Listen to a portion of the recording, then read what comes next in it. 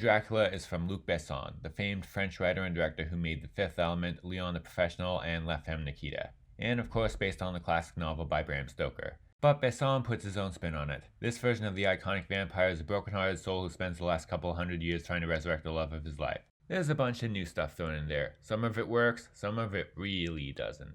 First, the positives. This does have a good style to it. Great cinematography and dedicated performances. It does look like the time period. The obvious comparison is Francis Ford Coppola's Dracula, to the point where it could be described as a copy of it. This isn't as good, but it is a decent try. And at least he tried to make it differ from the countless other adaptations of this story. But Besson's directing is also the movie's downfall, with quite a few scenes that are just corny and over the top and leave the audience begging for a hint of subtlety, and a bunch of things are added in there are just really dumb ideas. Like he threw in some stuff about Dracula creating a perfume that makes him irresistible to women.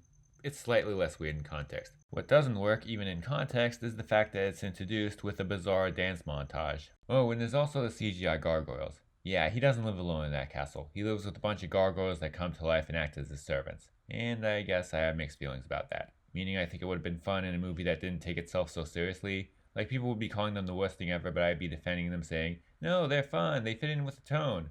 But here, they don't fit in with the tone. They're goofy and a Dracula movie doesn't need CGI gargoyle minions. Also, there's some reveal about them at the very end that's just confoundingly stupid. I don't understand what they were implying with it, but I have a feeling that even if I knew enough for it to make sense, it still would be really dumb. This movie makes so many out there decisions that do not work that it could practically be worth the recommendation just to see how bizarre it gets.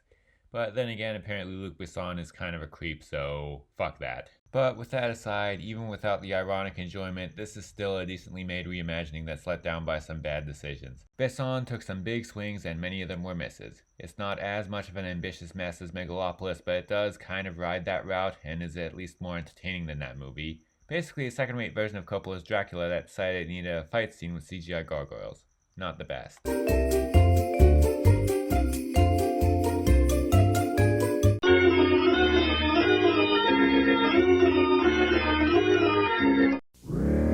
Take away their power and the strong get stronger.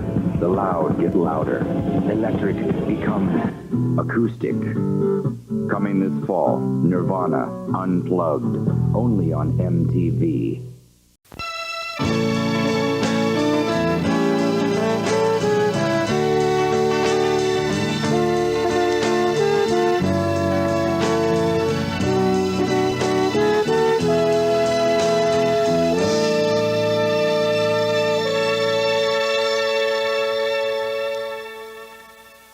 Nirvana, the band, the show, the movie is from Matt Johnson, director of Blackberry and one of the creators of Nirvana, the band, the show, a Canadian TV show that he also stars in alongside of its other creator, Jay McCarroll. The two also wrote the movie and had help with the story from... I don't want to list all these people.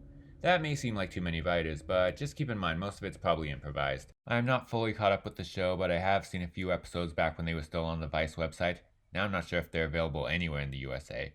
Which really sucked when they took it off the site because from what I saw, I really liked it. While writing this review, I found out that it was actually a YouTube series beforehand.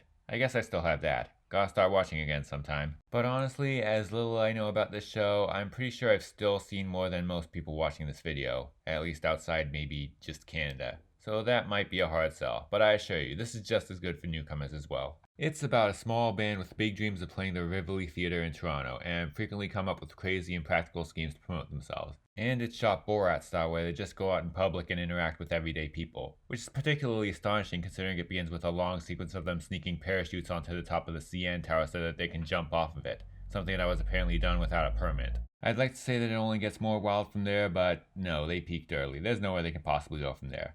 But as they go along, it does become more difficult to tell what's real and what's not. Much of the plot revolves around time travel, and they combine footage of them with real people with things that very clearly could not be there. A lot of what happens is probably tricks with the camera or continuity or special effects that were done in post, but there's also definitely the question of how exactly did they do that?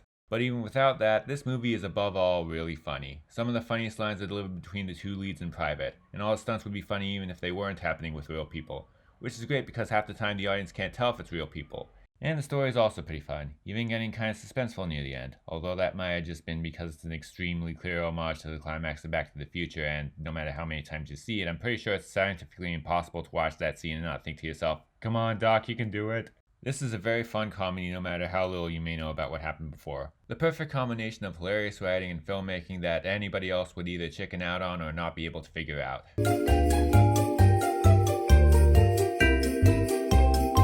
Please support my Patreon, link in the description.